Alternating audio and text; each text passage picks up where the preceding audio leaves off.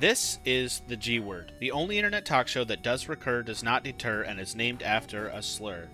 Chet Faliszek has criticized the recent layoffs of 1,000 employees by Epic Games and pointed out a lot of interesting things that I don't think would occur to somebody that didn't work in the games industry for more than 10 years.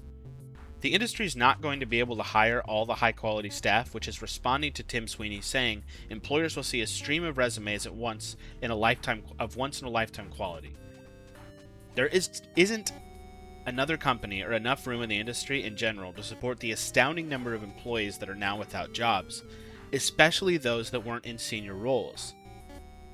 The layoffs incentivize employees to try to go under the radar and try not to be creative because the majority of senior positions at the company were let go, saving them more money than laying off low-level employees. This is especially true since the layoffs also include the teams working on their spin-off modes, Rocket Racing, Ballistic, their version of Counter-Strike, and Festival Battle, their horrible attempt at a rhythm game.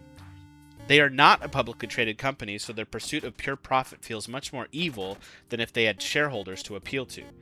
The layoffs are a fault of the company not focusing on any of their other titles and putting all their eggs in one basket, for lack of a better term.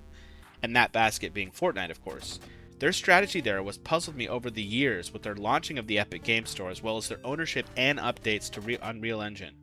Epic Games has made some classic games that are still respected in the industry and even considered classics in some cases, those being the franchises Unreal Tournament and Gears of War, as well as my personal favorite of theirs, Bulletstorm.